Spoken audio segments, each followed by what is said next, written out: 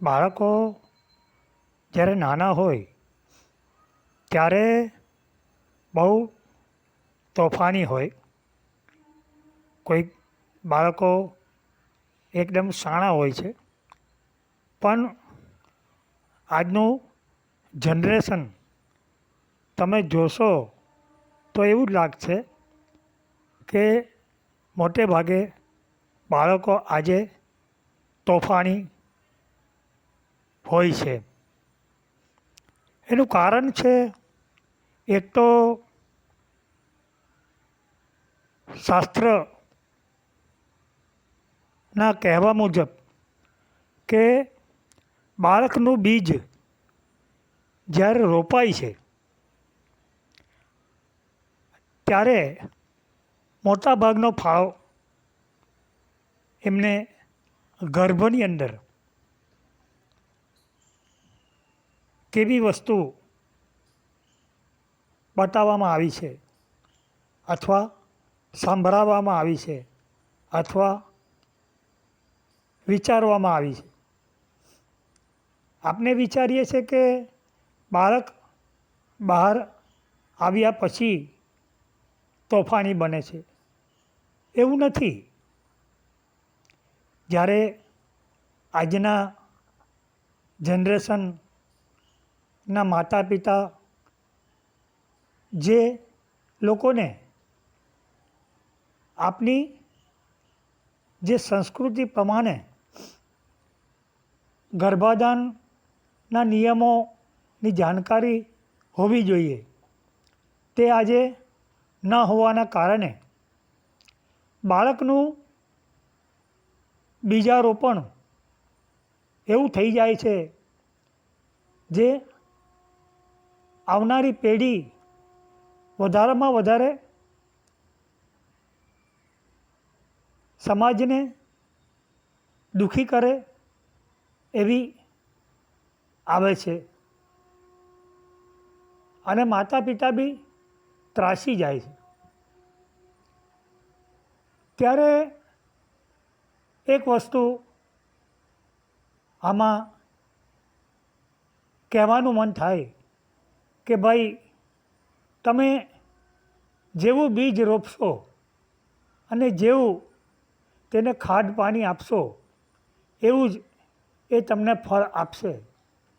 માટે ખાસ શાસ્ત્રના નિયમ પ્રમાણે એ બીજ જ્યારે પણ તમે વાવો એ પહેલાં માતા પિતાના કેટલાક બધા નિયમો છે જેનું પાલન કરવાથી પુત્ર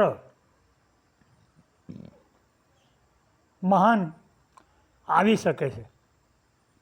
એવા ઘણા દાખલાઓ પણ આપણે જોયા છે. મહાભારતમાં ધૃતરાષ્ટ્ર, રાજા ધૃતરાષ્ટ્ર એના સ્વાર્થના કારણે જીવતા હતા અને એમના પુત્ર પણ સ્વાર્થી બન્યા. પણ પાંડુ રાજા, માતા કુંતી એ ત્યાગની મૂર્તિ હતા, તો એમના પુત્ર પણ ત્યાગી બન્યા. એમને રાજપાટ પ્રત્યે મોહમાયા એટલી ન હતી જેટલું એ છોડી દેવામાં માનતા હતા. એટલે માતા પિતા ખાસ વિચારવું કે બાળકને જો ખરેખર મહાન બનાવવું છે તો પહેલેથી એમને ઘણી બાબતોનું ધ્યાન રાખવાનું રહેશે.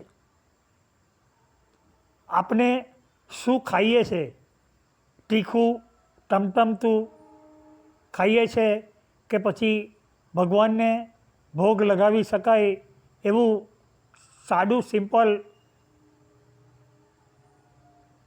જે સત્યનારાયણ ભગવાનને કેવો ભોગ લગાવીએ છીએ આપણે એવું રસોઈમાં આપનું માઇન્ડ તામસી ના બને એવી વસ્તુ ખાઈએ છીએ કે પછી બહારના તામસી આહારો ખાઈને આપનું મન તામસી બનાવીએ છીએ. એ બહુ મોટું કામ કરે છે. તમારો સ્વભાવ એ પણ બાળકની અંદર બહુ મોટું કામ કરે છે. ત્યાર પછી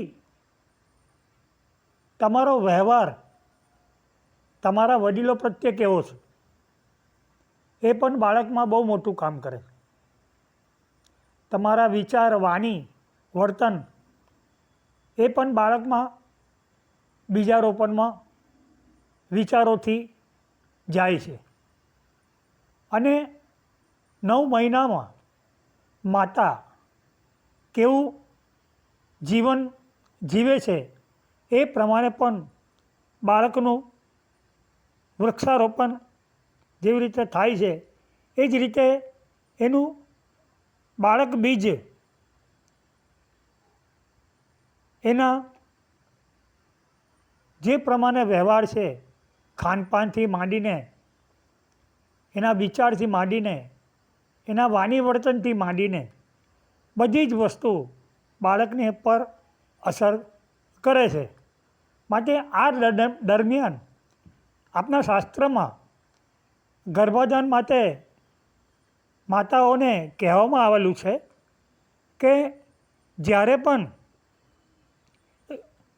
ગર્ભાધાનની શરૂઆત હોય ત્યારથી એમને પૌષ્ટિક આહાર લેવો જોઈએ, જે તમસ ઉત્પન્ન ન કરે એવો, પ્લસ તેમને વડીલોના માન સન્માનનો ખ્યાલ રાખવો જોઈએ, વડીલોના બને એટલા આશીર્વાદ લેવા જોઈએ, તેમજ એમને એવા શાસ્ત્રોનું વંચન કરવું જોઈએ કે જેની અંદર એમને પવિત્રતા પ્રાપ્ત થાય.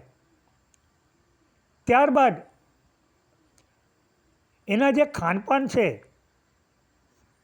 એ ખાસ પોષણ મળે એવા લેવા જોઈએ. ન કે આળસ આવે, અનુત્સાહિત હોય. આજના જે જમાનામાં પીઝા, બર્ગર, મેંદાની આઈટમો, બેકરીની આઈટમો, આ બધું ખાવાથી શરીર ભારે થઈ જવાના કારણે આળસ આવે છે ને, અને એ આળસના કારણે વધારે પડતું તમસ ઉત્પન્ન થાય છે. માટે આવા સમયે જાગૃત રહીને આહાર પર પણ ધ્યાન રાખવું. ત્યારબાદ આવે છે તમે કેવું જોવો છો, કેવું વાંચો છો. તમે જેવું જોવો છો એ પણ બાળક બીજ પર અસર પડે છે, અને તમે જેવું વાંચો છો તે પણ અસર પડે છે, અને તેવું જેવું તમે સાંભળો છો એ પણ અસર પડે છે. પછી તમે ઊંઘી ગયા હોય અને ટીવી ચાલતું હોય કે કોઈ એવી ખરાબ લડાઈ ઝઘડાની વાતો ચાલતી હોય પણ તમારો બાળક એને ગ્રહણ કરે છે, તો એવી જગ્યા પણ પવિત્ર હોય. જ્યારે હિરણ્યકશિપુ તપ કરવા ગયા હતા ત્યારે નારદજી કયાદુને, પ્રહલાદની માતાને એના આશ્રમમાં 9 મહિના સુધી રાખે છે.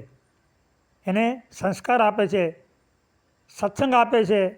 માતા ક્યારેક સૂઈ જતી હોય તો પણ અંદર ગર્ભની અંદર પ્રહલાદ સાંભળતો હોય છે. એવું આપણે વાંચ્યું છે અને સાંભળ્યું છે. અષ્ટાવક્ર ઋષિ માતાના પેટની અંદર તત્વજ્ઞાનની પ્રાપ્તિ એને ગર્ભોની અંદર જ કરી લીધેલી હતી.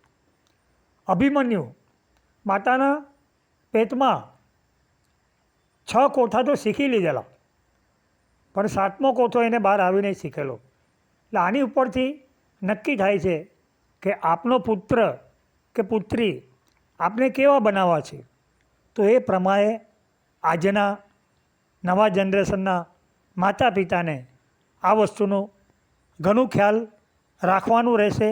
જો તેમને સારા દીકરા દીકરીને જન્મ આપવો હોય તો ગર્ભાધાન થયા પહેલેથી જ આ વસ્તુ તમારા શરીર, માઇન્ડ અને વ્યવહારને શુદ્ધ રાખશો તો આવનાર બાળક બહુ પવિત્ર થશે.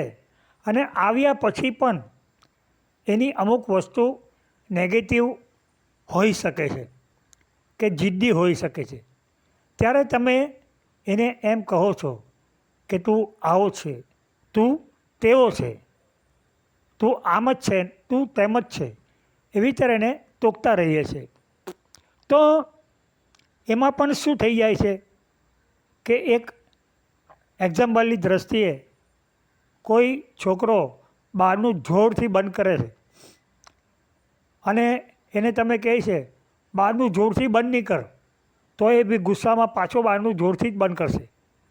પણ એને આપણે કહીએ છીએ કે બેટા બહારનું ધીરેથી બંધ કર, બહારનું તૂટી ના જાય એટલે એને ધીરેથી બંધ કરવાનું.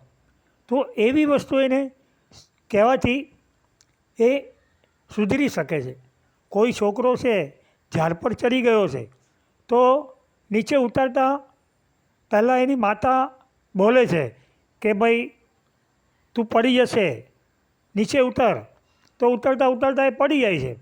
પણ બીજી માતા બોલે છે કે બેટા ઝાડ પરથી ધીરે ધીરે નીચે ઉતરજે, તો એ ધીરે ધીરે નીચે ઉતરી જાય છે.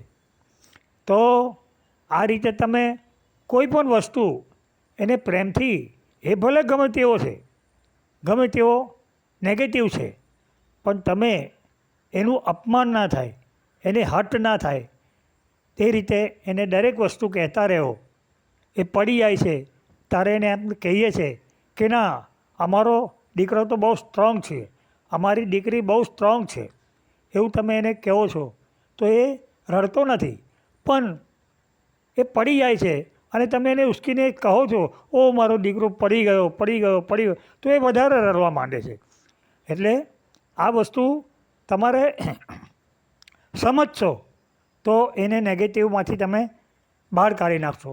નહીં તો એને તમે આ રીતે ટોકતા રહેશો તો એ ગ્રહણ કરી લેશે કે હું આ વસ્તુ કરું છું અને મારામાં ખામી છે એવું એ એક્સેપ્ટ કરી લેશે. અને આ વસ્તુ એનામાં 1 વર્ષથી માંડીને તમે 14 વર્ષની ઉંમર સુધીમાં જે રીતે તમે આ રીતે એને સંસ્કાર આપો, એ ગ્રહણ કરી લીધા પછી એ મોટો થાય છે તે એ જ વસ્તુને એ ગ્રહણ કરશે, પછી એનામાં કોઈ બદલાવ નહીં આવે. માટે આ 14 વર્ષ પહેલાં 10 વર્ષની ઉંમરમાં જ એવું પોઝિટિવ વાતાવરણ એનામાં પેદા કરીને એને સારા પુસ્તકો, સારી વસ્તુઓ, મોબાઈલો ભલે બતાવો પણ સારી વસ્તુ બતાવો, ટીવી બતાવો તો ભલે બતાવો પણ સારી વસ્તુ બતાવો.